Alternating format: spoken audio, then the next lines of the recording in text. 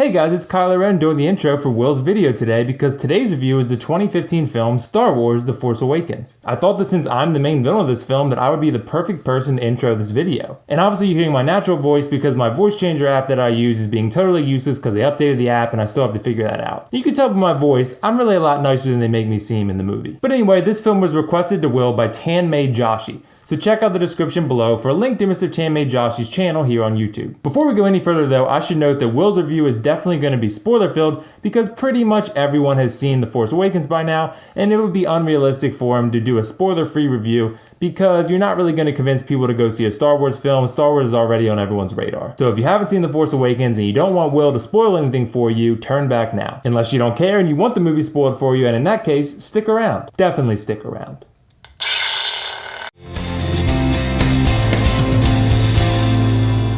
Alright guys, it's Will back again as myself this time. I'm still in costume except for the helmet, because it just adds to the Star Wars feel, and why the hell not. Everyone should thank Kylo in the comment section though for introing this video for me. Okay, so Star Wars: The Force Awakens is an epic space opera film directed by J.J. Abrams and distributed by Walt Disney Studios. The Force Awakens is the 7th episode in the Star Wars film franchise and is the highest grossing film of all time domestically. The Force Awakens takes place roughly 30 years after the events of Episode 6, Return of the Jedi. From the ashes of the Empire, the villainous First Order has risen to power and seeks to eliminate the Last Jedi and the New Republic. Just a slight disclaimer so you know, and some of you might already know because you've seen my Saber Forge Relic V2 review already, but you should know that I love Star Wars. But to be completely honest, I wasn't exactly a diehard Star Wars fan until I saw The Force Awakens. I mean, I like the older movies and obviously I'd go see any new Star Wars film in theaters, but I wasn't a super fan or anything. But The Force Awakens made me into a Star Wars super fan. After I saw The Force Awakens in theaters like 4 times, I went out and bought the original trilogy with my brother because I had to rewatch those. I watched them as a kid, but I was so young I hardly remember everything that happened besides the big plot details. I didn't buy the prequels episode 1, 2, and 3 though, because they're not that great anyway, and I was old enough to remember those pretty well. And as you're seeing now, I love this movie and obviously Kylo Ren enough to go out and buy the parts necessary to complete a badass costume. I mean, I really do enjoy cosplay, but it's not that often that I see a character that's so good in a film and I say, I gotta be that guy. He's too cool. But right off the bat, we get our first taste of Kylo, and it's one of the best scenes of the entire movie. Poe Dameron heads to Jakku to meet Lor San Tekka and get the map to Luke Skywalker, and Kylo Ren and the First Order show up and show they're not messing around. They torch the whole village, and Kylo kills Lor San Tekka after he refuses to give him the map, which he obviously doesn't even have because he gave it to Poe, and Poe gave it to BB-8. And then the coolest scene in the entire movie happens when Kylo Ren stops a blaster bolt in midair and holds it in the air while freezing Poe Dameron in place and eventually interrogating him. This is an epic display of Force ability and something that I've never quite seen from any Force user, light or dark side. It's also a great scene because it gives you a glimpse into just how emotional Kylo really is. I mean, Lor San Tekka brings up his past, and that's obviously something Kylo doesn't want to revisit, and he just kills him in cold blood after he loses control. And we see him get even more emotional and even less stable later on in the film. Next, we get our look at Rey, who's our main protagonist, and we really see how sad her life is at the start of this movie. I mean, she's a lonely scavenger who has no friends and no real purpose in life besides just surviving and making it to the next day. She's waiting for her family that left her back on Jakku when she was a child, and she has no idea where they went,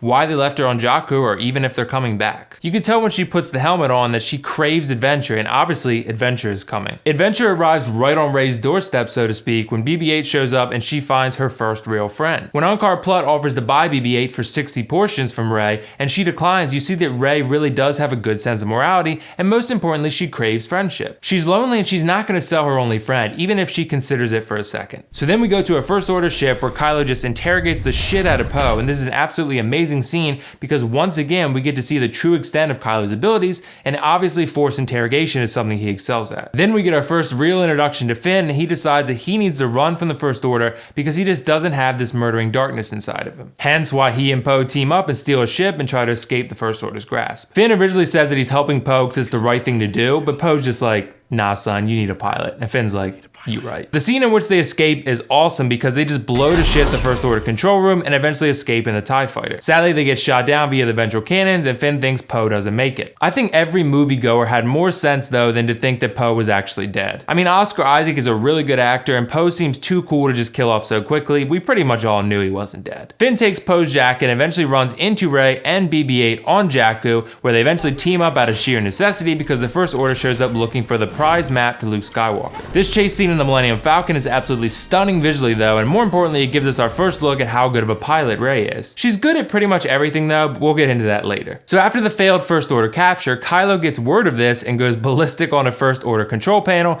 and this is really where we get a look at how unstable he is. He's really emotional and not really calculated at all at this point, and it's great to see this because I'm thinking we're going to see a really compelling character progression for Kylo in the next 2 films. I'm really interested to see the character progression of all our new characters in the movies to come though. It's an origin story here for all the new guys and girls. Then we get our first look in episode 7 of our beloved heroes from the original trilogy, Han Solo and Chewie. As they locate and board the Millennium Falcon, they eventually let Rey and Finn know who they are and say, yeah, we'll help you because you have a map to Luke and that sounds like something we should probably help you with. Then we get to see General Hux and Kylo talk to the extremely mysterious Supreme Leader Snoke, who's pulling the strings behind the scenes just like Darth Sidious was in the original 3 films. We don't know much at all about Snoke at this point besides the fact that he swayed Kylo to the dark side and that Han and Leia know who Snoke is. I'm wondering if he was a Jedi trainer or something at Luke's temple and was secretly a dark side user pulling strings behind the scenes, and he just got into Kylo's head and converted him. Kylo was more than likely displeased with Luke's training in some way and probably had a natural tendency to the dark side. He obviously worshipped his grandfather Vader and he probably idolized him for quite some time, considering Han said Kylo or Ben Solo just has too much Vader in him. Then we cut back to Rey and Han Solo's party where they're heading to Maz Kanata's castle so Maz can get BB-8 to the Resistance. Before they arrive though, Han offers Rey a job as a co-pilot or smuggler with him and she says no because she can't let go of her parents. She knows that if she accepts the job then she has to let her family go and move on with her life. She doesn't want to risk not being on Jakku when her family comes back because she wants to be reunited with them desperately. This may be me looking too much into this scene, but it also seems to me like Han knows Rey. My theory is that Rey is actually Luke's daughter and she was very young when Kylo slayed all of Luke's disciples with the Knights of Ren, and she was actually one of those disciples. Kylo probably formed some kind of connection with Rey, so he spared her life, then took her himself and hid her on Jakku so the rest of the First Order wouldn't find her. Let me know your thoughts on that in the comments though. Once we get inside Maz's castle, Finn decides that he needs to run away from this responsibility because he's petrified of the First Order. Rey pleads with him don't go because she can't handle another person she cares about abandoning her. Rey doesn't have a lot of friends, and she really doesn't want Finn to abandon her as well because she's formed a connection with him. She obviously has abandonment issues and you can't help but feel bad for her at this point. You're just like, come on Finn, be cool about this. Okay, so here's the most intriguing part of the entire movie, and that's Anakin's old Graflex saber, also Luke's saber until he gets his hand cut off in episode 5. And Maz Kanata actually has had that saber locked up for a while, but she doesn't tell us how she got it, but whatever, I'm sure we'll get the answer to that sometime in episode 8. So Rey touches Anakin's old saber and then experiences a Force vision where she sees and hears a ton of interesting things. Firstly, she's experiencing Yoda and Obi-Wan's Force ghost talking to her, which shows Rey is obviously Force sensitive, especially when you consider that Obi-Wan told her that these were her first steps, implying her first steps as a Jedi. But we see what absolutely looks like a Knight of Ren to me taking a lightsaber through the chest. You may have heard this theory before, but my belief is that the Knight of Ren tried to kill young Rey and he directly disobeyed an order from the Master of the Knights of Ren, Kylo,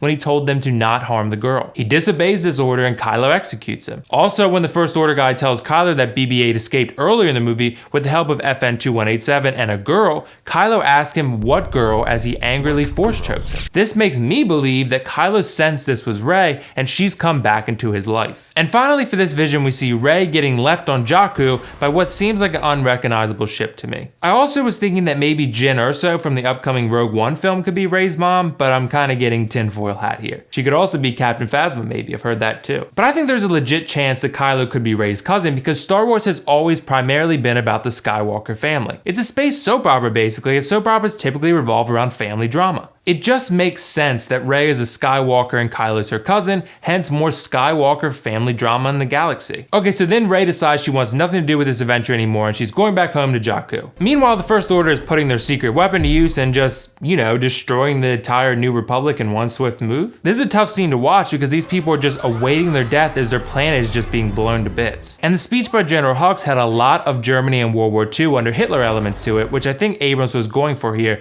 because it makes the First Order seem more evil. But the First Order eventually locates Maz's castle looking for BB-8, and Kylo locates Rey and force freezes her in place and eventually takes her hostage because she's seen the map and they no longer need BB-8 because Kylo can just interrogate Rey. It's awesome to watch Kylo's raw force abilities because he obviously has some serious abilities here. His lightsaber skills are okay, but his real talents lie in the Force, where he's obviously a freak of nature. But before that, Finn and Han and Chewie engage in some awesome fighting, especially Finn, who engages in a lightsaber to baton fight with FN 2199. This is a freaking awesome fight scene because it's very raw and doesn't feel super choreographed at all. Finn is obviously not lightsaber trained, and this stormtrooper for the most part gives him the business until Han saves his ass, of course. Well, eventually the Resistance shows up and saves the day via Poe Dameron badassery, and this gives Han and Leia the chance to reunite after some time apart. They both went back to what they were good at after Ben decided to go to the dark side. They both felt responsible for this, and they kinda did what Luke did. They went back to what they knew. Next we see Kylo interrogating Rey, where he finally takes off his mask and reveals his face. Now I gotta be completely honest, the first time I saw Adam Driver's face, I was a tad disappointed. I was like, damn, he's not nearly as badass looking as I thought he would be. But the more I watched this movie, it didn't bother me at all, and that's because Kylo's character is a young, immature, talented darkseid user who idolizes his grandfather Darth Vader. If he didn't wear the mask, he wouldn't be nearly as menacing, and I think he wears it to instill fear in his subordinates,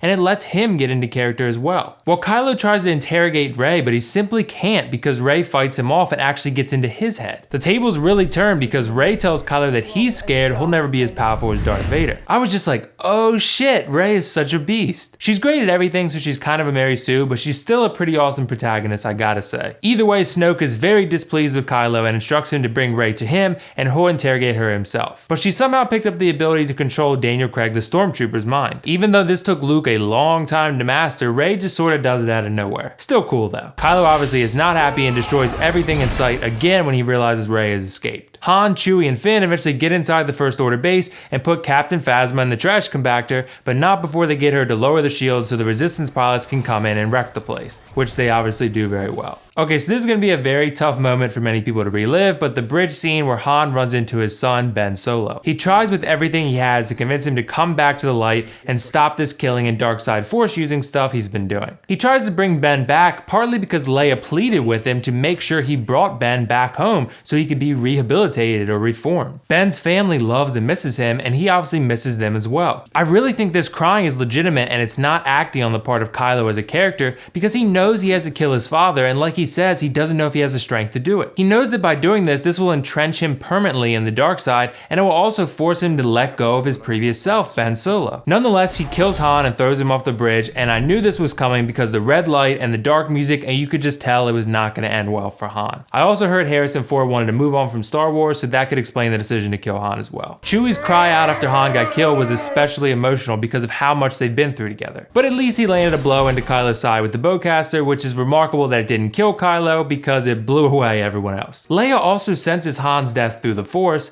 and they had their issues, but she truly loved Han, and to have her own son kill him, that's pretty rough. The Resistance does eventually swoop in though and destroys the weapon before it can blow up any more planets, but before that we get two awesome lightsaber battles. Kylo kinda makes quick work of Finn, but Finn does land a blow on him. He holds his own at times, but Kylo is also injured, so there's that to consider as well. But you get to see the cross guards and their practicality in a lockup. I'd personally be afraid I'd cut my hands off because when I spin my saber sometimes I do hit myself. But I'm not Kylo, so...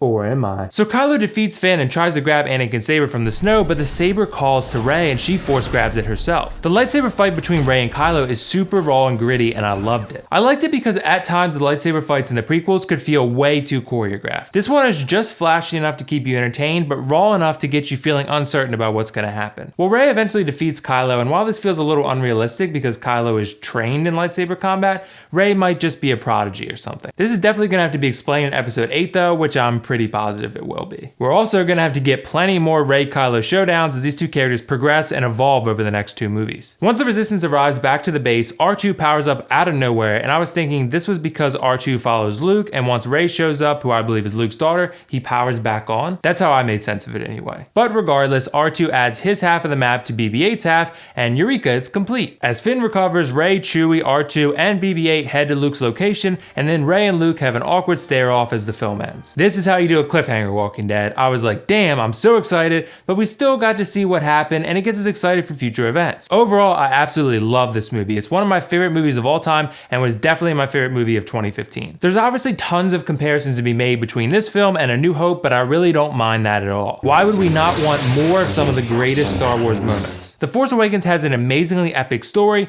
very compelling characters, great battle scenes, and captures the feel of Star Wars perfectly. The only thing I didn't like at times was Rey's unexplainable awesomeness at everything she does, but I think that will be explained in episode 8. I'm gonna give this movie a 10 out of 10 and say that it's an absolute must-watch as long as you like these sci-fi or space adventure type films. So did you guys like Star Wars The Force Awakens? Let me know your thoughts on the film in the comments below. And if you like this video, hit that like button and don't forget to subscribe to my channel for future content like this. Also, don't forget to send me your requests for films you want to see me review. Some of them will be spoiler filled like this and some spoiler free. It really depends on the film and how popular it is and how long it's been out mostly. Thanks again to Mr. Tanmay Joshi for the request, and I will see you guys in the next review. This is Willfoxification signing off.